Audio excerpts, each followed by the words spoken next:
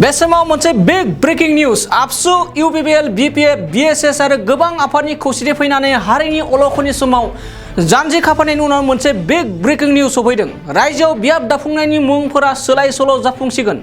नंगौ, बे समाव बियाब दाफुंनायखौ लानानै गोबां रायजो राजाफोरा गोजोननाय गैयैखौ मिथिनो मोननाय जादों। गासै मोनद' बिधानसभा आरो गासै मोननै लकसभा बियाबाबो सोलाय सोल' जासिगोनखौ मिथिनो मोननाय जादों।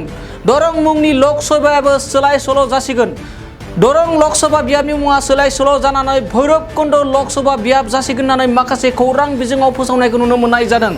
नंगौ, बे समाव मोनसे बर' हारिनि थाखाय मोनसे बिग ब्रेकिं निउज। दरं लकसभा बियाबनि मुङा सोलायनानै भैरबकुन्द लकसभा बियाब मुं मोनसिगोन होननानै माखासे सेटेलाइट खौरां बिजोंफोरावबो फोसावनाय जादों।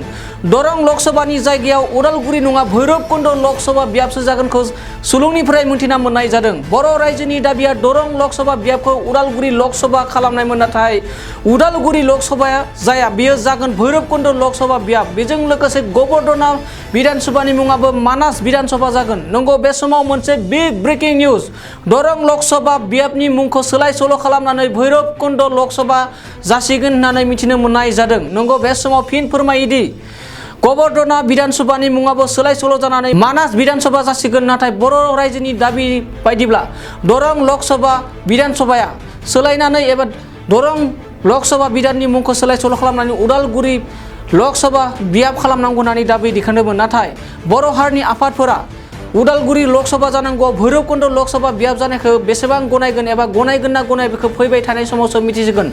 नंगौ, बेफोर गासैबो दाबि एबा गासै मोनद' बिधानसभा आरो मोननै लकसभा बिधानसभानि एबा आरो लकसभानि मुंखौ सोलाय सोल' खालामनांगौ होननानै रायजो सरकारा केबिनेट मेलनि गेजेरजों भारत बिसायख'थि आय'गनिसिम दाबि दिखांदों एबा प्रस्ताब दिखांदों होनना मिथिना मोननाय जादों। नंगौ, बे समाव फिन नोंथांमोनखौ फोरमायबावनो सानदोंदि उदालगुरि लकसभा नङा दरं लकसभानि मुङा सोलाय सोल' जानानै भैरबकुन्द लकसभा जानो हागौ एबा रायजो सरकारा केबिनेट मेलनि गेजेरजों प्रस्ताब लादों होनना मिथिना मोननाय जादों दि दरं लकसभानि मुंखौ सोलाय सोल' खालामनानै भैरबकुन्द लकसभा खालामनाय जागोन होननानै। नाथाय बर' रायजो एबा बर' हारिनि माहारियारि आफाद आरो दल संगठनफोरा गोबां सोमावसारनायनि गेजेरजों दरं लकसभाखौ उदालगुरि लकसभासो खालामनांगौ होननानै दाबि दिखांगासिनो दं। सान हर बेनि थाखाय खामानि मावगासिनो दं। दाबि दिखांनायखौबो नुबाय थादों।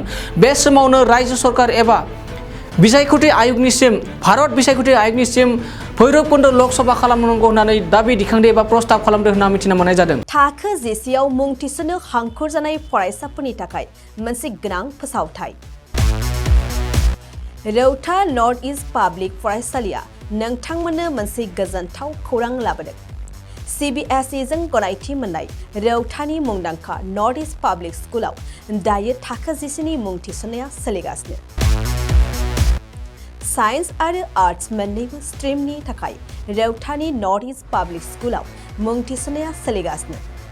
बे फरायसालियाव थाखोनि फराफारि आयदा फोरोंथायजों लोगोसेयैनो JEE NEET CUET engineering medical entrance आनजादनि थाखाय उफ्रा फोरोंथायबो होनाय जायो।